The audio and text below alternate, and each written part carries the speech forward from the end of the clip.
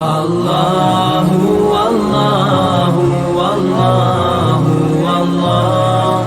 الحمد لله رب العالمين والعاقبة للمتقين والصلاة والسلام على أشرف الأنبياء والمرسلين وعلى آله وصحبه أجمعين. أما بعد، أعوذ بالله من الشيطان الرجيم. بسم الله الرحمن الرحيم. سبحان الذي أسرى بعبده ليلا من المسجد الحرام إلى المسجد الأقصى الذي باركنا حوله لنريه من آياتنا إنه هو السميع البصير. صدق الله العظيم وصدق رسوله النبي الكريم ونحن على ذلك لمن الشاهدين والشاكرين والحمد لله رب العالمين. إن الله وملائكته يصلون على النبي يا أيها الذين آمنوا صلوا عليه وسلموا تسليما. اللهم صل على سيدنا ومولانا محمد معدن الجود والكرم وآله وصحبه وسلم. وہ سرور کشمر رسالت جو عرش پر جلوہ گر ہوئے تھے، نئے نویلے درب کے سامان عرب کے مہمان کے لیے تھے. یہاں زمین پر وہاں فلک پر رچی تھی شادی مچی تھی دھومیں. اعلیٰ حضرت فاضل بریلوی رحمۃ اللہ علیہ نبی پاک کے معراج کا تذکرہ کرتے ہیں. فرماتے ہیں یہاں زمین پر وہاں فلک رچی تھی شادی اور مچی تھی دھومیں. ادھر سے نفخات اٹھتے آتے، ادھر سے انوار اٹھ رہے تھے. اور فرماتے کمانے کہاں کے جھوٹے نکتو، تم اول اور آخر کے پھیر میں ہو. محیط کی چال سے تو پوچھو کدھر سے آئے کدھر گئے. اور فرماتے بچہ جو طلبوں کے ان کا دھون، بچہ جو طلبوں کا ان کے، کہتے ہیں جب نبی پاک کی بیعت ہوئی ہے نا فرشتوں سے، تو اس سے جو پانی بچ گیا، لگ کے جو بچ گیا، کہتے ہیں بچہ جو طلبوں کا ان کے دھون بنا وہ جنت کا رنگ روغن. بچہ جو طلبوں کے ان کا، دیکھیں یہ تخیل صرف فاضل بریلوی، یہ کسی اور کی سوچ ہے، یہ تخیل صرف اعلیٰ حضرت فاضل بریلوی کا. فرماتے ہیں بچہ جو طلبوں کے ان کا دھون بنا وہ جنت کا رنگ و روغن. نہانے میں جو کچھ بچا تھا پانی کٹورے تاروں نے بھر لیے تھے. کہتے یہ جو ستاروں میں روشنی ہے نا، جب حضور نے غسل کیا نا معراج کی رات، تو جو اس میں سے پانی بچ گیا تو یہ تارے اٹھا کے لے گئے تھے. اللہ نے سب کو روشنی عطا کر دی ہے. فرماتے ہیں جنت بڑی حسین ہے، لیکن اس کا جو رنگ روغن ہے نا، وہ معراج کی رات جو حضور کے پیروں سے پانی لگ کے گیا ہے، اس کی وجہ سے اللہ نے اسے رنگ روغن عطا فرما دیا. وہ سرور کشمر رسالت جو عرش پر جلوہ گر ہوئے تھے، نئے نویلے درب کے سامان عرب کے مہمان کے لیے تھے. عزیز دوستو، معراج مصطفیٰ صلی اللہ علیہ وسلم معراج حضور کا معجزہ ہے. معراج نبی پاک صلی اللہ تعالیٰ علیہ وسلم کے اس عظیم معجزے کو کہتے ہیں جس نے پوری دنیا کی عقل کو عاجز کر دیا. اس زمانے میں مشرکین منافقین انکار کرتے تھے کہ حضور کیسے گئے، کس طرح گئے، کیسے ہو سکتا ہے. آج ہمارے زمانے میں کچھ عقل مند مسلمان، حالانکہ علامہ اقبال بڑا عرصہ پہلے کہہ چکے عقل کو تنقید سے فرصت ہی نہیں. عقل کو تنقید سے، عقل مند بندے کو ہونا چاہیے کہ نہیں جی، پر تنقید والی عقل نہیں ہونی چاہیے. عقل کو تنقید سے. اقبال ایک ایسا شاعر ہے جو شعر کا وزن بنانے کے لیے لفظ استعمال نہیں کرتا کہ وزن بن جائے، چلو لفظ کوئی بھی ہو. آج کل تو لوگ وزن بنانے کے لیے پتہ نہیں اس کا مفہوم کیا ہے، چکر کیا ہے، وزن بنانے کے لیے بس. اقبال وزن بنانے کے لیے لفظ استعمال نہیں کرتے. اقبال کہتے ہیں کہ میری پوری جو سوچ ہوتی ہے وہ میرا پورا فکرہ ہوتا ہے. سوچ. اقبال یہ نہیں کہتے کہ عقل 1 منٹ 2 منٹ تنقید کرتی ہے پھر چپ کر جائے. کہتے ہیں عقل کو تنقید سے वेली बहती नहीं, सारी दिहाड़ी तनकीद करती रही, 1 मिनट की भी इसको फुर्सत करती क्या है? बोले अक्ल को तनकीद से।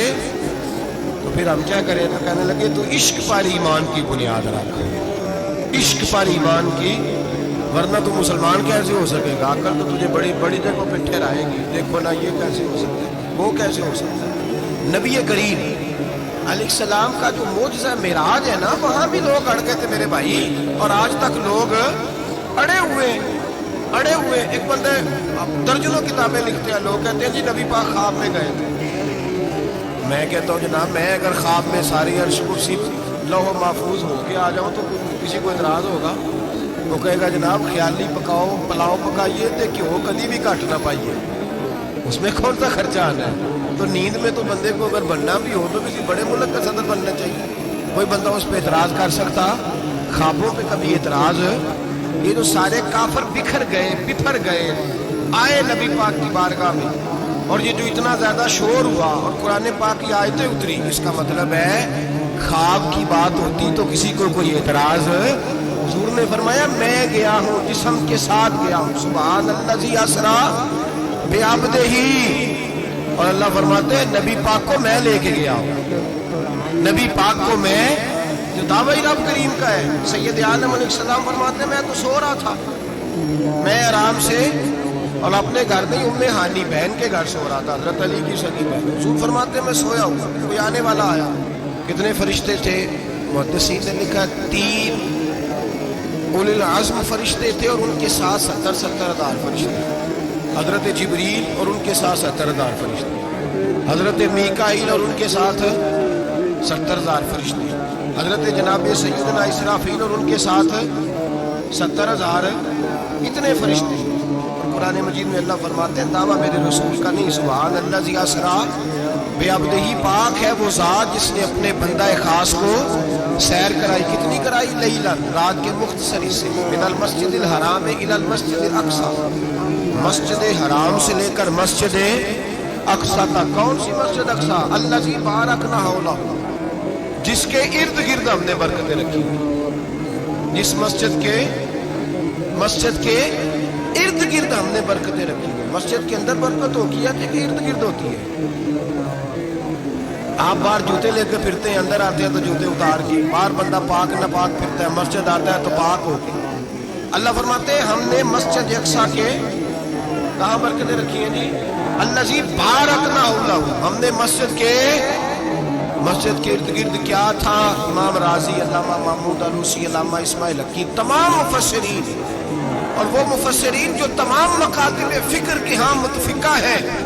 इमाम फ़खरुद्दीन राज़ी फरमाते हैं मस्जिद अक्सा के इर्द गिर्द दर्जनों नबियों की कब्रें हैं, जिनको अल्लाह बरकत वाली फरमा रहा है, जिनको अल्लाह नबियों के जिस्मों को बरकत वाला फरमा रहा है। वरना बरकत तो मस्जिद के, हज़रत अल्लामा महमूद आलूसी ने लिखा है जब हज़रत यूसुफ अलैहिस्सलाम का विसाल हुआ ना, तो दरिया के किनारे उनकी कब्र बनी।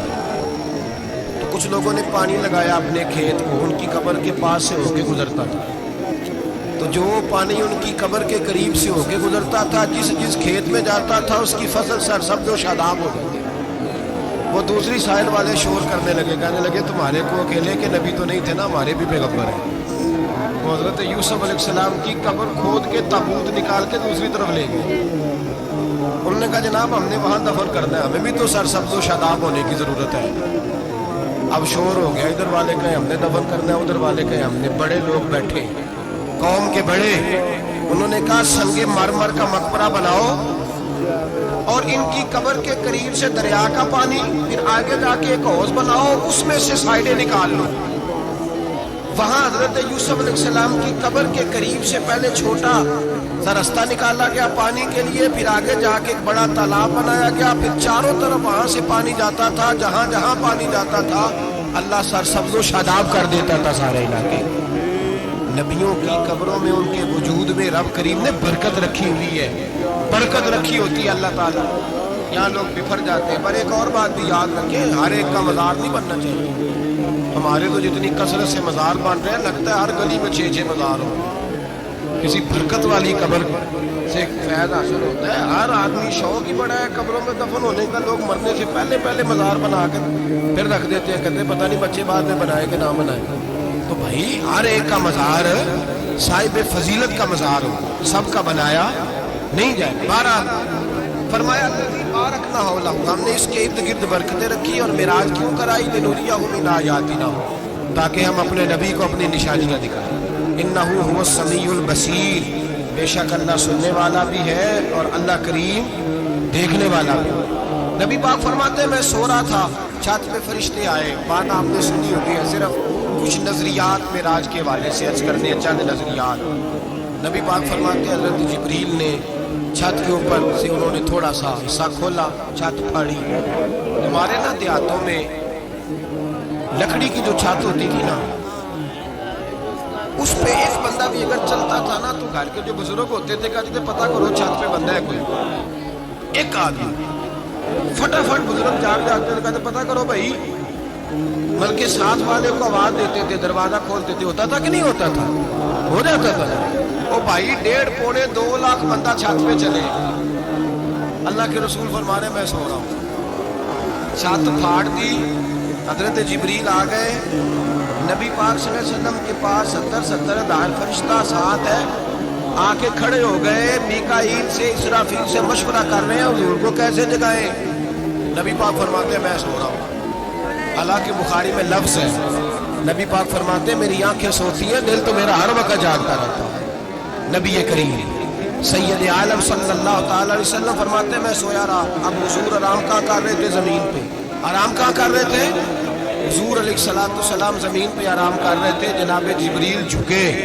کتنا جھکے کہ حضور کے قدم ہی چوم لیے. نبی پاک کے قدم تو کتنا جھکے ہوں گے جی, رکوع تک. جی میں نہیں جی گل